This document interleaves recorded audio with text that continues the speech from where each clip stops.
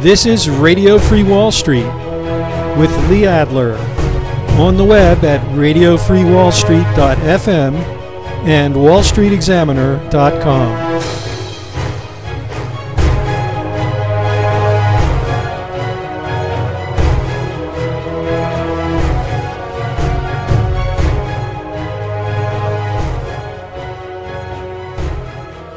It is June 20th, 2014, and we're going to go behind the paper curtain of Wall Street propaganda to look at the facts that you as investors should be most interested in. And they are the forces that drive supply and demand. We had an FOMC meeting this week. I will go over the statement with you briefly and look at Mrs. Akerlof's press conference where she talked about policy. Didn't say much. He spent 20 minutes reading the transcript and didn't come up with anything that would really be earth-shaking. I think the most important thing to note is the QE, that the amount of Fed purchases of securities was cut to $35 billion net, but it'll still be around $50 billion gross. And if you've been following me for any length of time, you understand why. That's because the Fed will continue to purchase enough mortgage-backed securities to replace those that are being paid down off their balance sheet. Every month, people pay off their mortgages, they refinance their mortgages, and the resulting payoffs result in the refunding or the pay downs of the mortgage-backed securities that the Fed holds. So that should continue to run at a background rate of 15 or 16 billion a month. And the Fed, in addition to that, will be purchasing outright 20 billion of treasuries and 15 billion of MBS. So that's 35 billion plus the 15 billion in MBS replacements will be 50 billion a month. And that will continue at least until the next Fed meeting 6 weeks from now. The issue is whether that's enough to cover Treasury supply, and the answer is, for the most part, it's just about enough. The TBAC, the Treasury Borrowing Advisory Committee, forecasts that in the third quarter, net new Treasury supply will total, looking at the chart here, will total a net of 164 billion, or about 55 billion a month. So the amount of QE each month will be about 90% of Treasury supply, which is more than enough to keep the markets stoked. We still have plenty of buying from other quarters, in particular the foreign central banks. Remember just a few short months ago when everybody was worried about the fact that the foreign central banks and foreigners had stopped buying treasuries? Well, guess what? The FCBs are back. They in the last 4 weeks, they've taken down 45 billion of treasuries and agencies, and that was enough to absorb about 45% of heavy month of treasury supply, under about 100 billion over the past month. So, and that number, the amount of treasury supply, is going to diminish going forward. So with the foreign central bank buying, that directly adds liquidity to the U.S. markets, and with the Fed's ongoing buying of another 50 billion, that's going to be enough to cover the nut and then some. There's still going to be excess liquidity around for the next couple of months. Where it'll start to get interesting, I think, is after August, when the Fed cuts another 10 billion, and then you have net purchases of 40 billion a month. And we're not sure exactly where Treasury supply is going to be at that point. Again, the TBAC, the TBAC says that it's going to be around 55 billion a month. It could be a little lower than that. Tax collections have returned to very strong levels. In particular, the withholding taxes have been running at about 4% per year in real terms above where they were last year at this time, and they're running 6% or so above last year's collections in nominal terms. And when you're looking at Treasury debt, it's the nominal terms that matter.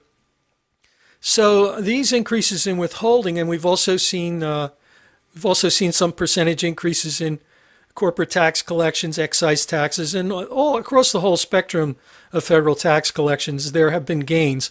So it is entirely possible, if not likely, that Treasury supply will come down below forecast in August and September if the current trends persist. Now, I don't know if the current trends are going to persist or not, and that's why I track the withholding taxes every week. They are available to us in real terms. And if they start to diminish again, then we'll have a heads up on that. But for now, things look pretty steady. So it could well be that the Treasury supply will come in below the $55 billion a month forecast, and that when the Fed cuts QE to $40 billion a month from the current $50 billion, that'll still be enough to keep the pot boiling.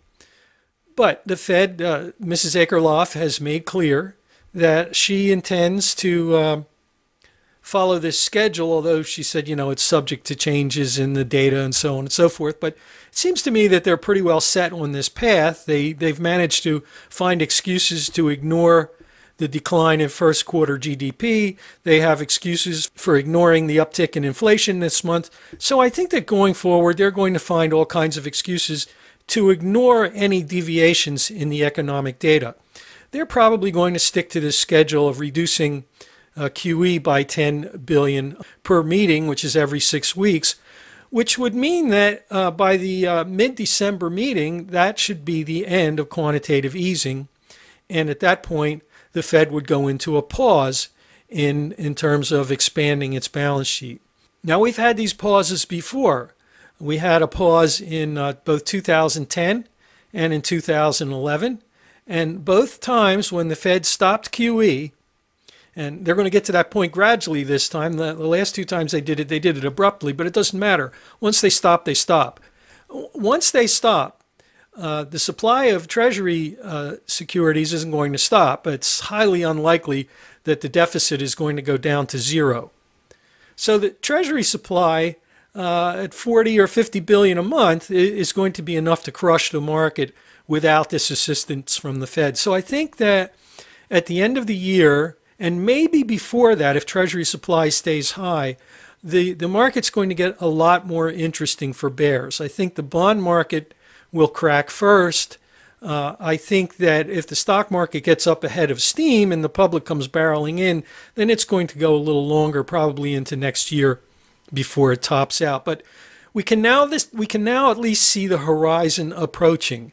And in August, at the earliest, things could begin to change, and we could start to see top patterns developing in bonds. It's a little early, I think, for stocks. That'll be down the road a little bit further. So that's the general overview of the situation. As for the FOMC statement specifically, as far as parsing the words and the meaning and the changes, I'll leave that to people that have nothing better to do with their time. It's all meaningless. The only thing that matters is the schedule of tapering QE, and we've already discussed that. So we're looking at that $50 billion for the next 6 weeks, $50 billion per month in purchases. Going to Mrs. Akerlof's press conference, there was 4 areas of questioning: inflation, employment, volatility, and timing. And again, she used a lot of words, and the gist of it is this. She said that the changes, any changes in policy or the path of tapering will be adjusted subject to data deviating from the projections. However, I think we've already seen proof that when the data deviates from what they expect, they make excuses to ignore it. It seems to me that the hawks have taken control of this debate, and they have forced the doves to cave in. They intend to run this thing down to zero by December, and at that point they're going to see how the pause goes before they respond again by either restoring QE or holding the pause. I don't think they're going to be able to pause indefinitely, because I think the markets will respond badly as they did in 2010 and 2011. The issue with the uptick inflation, she said, was noise. And again, there's the typical excuse making that they use when the data doesn't go the way they expect or according to their projections. The big issue with inflation is that if you define inflation to exclude everything that's inflating, or if you measure inflation to exclude everything that's inflating, then you're not going to see inflation. The classical economic definition of inflation is CPI, the general level of prices. They exclude assets, which are now very much inflating, and we've got massive bubbles in the equities markets. And the way they measure inflation, first they use the PCE deflator from the GDP, which excludes even more things than the CPI does. An anomaly of the CPI, I wrote about this about a year ago, is that the housing component, while it is 41% of the index, doesn't actually include house prices. It includes housing using a variety of expenses like utilities and insurance and things like that, and about 30% of the index is what they call owner's equivalent rent. God knows what that means.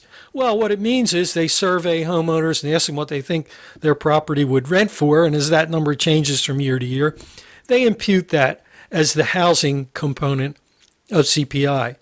Whereas we have actual data to use, housing prices inflating recently at 10% a year, and a few months back it was as high as 13%, but it's fluctuating at very high rates. Instead of using that hard data, they exclude that data, and they make up a number that's completely meaningless.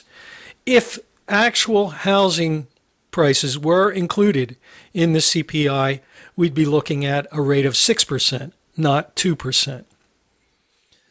As far as volatility is concerned, a question was asked about the low level of volatility indicating complacency. And is that dangerous? Well, look, we as human beings like to assign meanings to numbers. And the fact is that low volatility is a function of excess liquidity. The more liquidity that's pumped into the system, the lower the volatility goes. We see increased volatility when there's insufficient liquidity in the system. If you recall, back in 2008, we had very high volatility in the market as it was headed into its crash in September of 2008. And that was because there was a severe shortage of liquidity. So volatility runs counter to liquidity, and it's a function of liquidity. So all it measures is the fact that there's too much liquidity in the system. If people want to attach a meaning to that, such as the market's complacent, fine. It doesn't mean that the market's complacent. It just means that there's a lot of cash and bid-offer spreads have narrowed, and there's a lot of meaningless high-frequency trading activity that's going nowhere, trading in fractions of fractions of fractions. As far as the question regarding the timing of the increase in interest rates versus the end of QE, Mrs. Akerlof said, basically, I don't know. She said, we don't have a plan. We don't know when we're going to raise interest rates. I think that what's going to happen is if they play with raising interest rates, that really will trigger inflationary expectations. As long as they keep interest rates at zero, that's the signal to these investor surveys and other measures of inflationary expectations that inflation is low. If they start raising interest rates, then the psychology is going to change very rapidly, and we could see a very strong increase in the standard measures of inflation. The problem is that wages are unlikely to keep pace. The oversupply of labor in low-wage industries is not going to go away, and the areas where at one time unions could respond to increased price pressures by increasing their wage demands are very, very few and far between. I'm not saying that unions were all good, but they did instill a measure of balance in the marketplace. That balance no longer exists, so it's highly unlikely that we're going to see wages keep up with any increases in consumer prices should they come along. I think those kind of imbalances are the things that are issues that the Fed may have to face a year or two down the road, but we don't need to speculate about that. We can follow the measures, the liquidity measures, and the technical indicators of the market. We really want to know what's happening. Where's the cash? How much is there? Where is it going? And we have things to measure that in real time. Markets don't turn on a dime at tops, and we will be able, if we pay close attention, to see the changes taking place as they occur. For now, we have short-term cycle projections of 1985 on the S&P 500. Looks like we'll get there. The resistance levels on the charts are actually up above 2,000 now, so there's a good chance that we'll see that nice round number before this phase of the rally tops out. Longer-term projections are still pointing towards 2,000 plus, perhaps even as high as 2,400. That's an outlying projection, and that is the most likely time frame for that is early next year. And as the taper ends in the end of this year, I think we're going to see more volatility in the market for sure. That means we are going to see some downdrafts and some pretty wild swings, I think, in the months ahead, probably beginning with the point at which the amount of QE each month is more than several billion less than Treasury supply. So that is the crossover point that we're going to be on the lookout for, where the supply and demand curves cross sometime later this year. So that's my overview of the situation vis-a-vis the Fed this week. So I'll have the next video posted probably next Friday or Saturday. Until then, have a great week, trade sane, and I'll see you next week.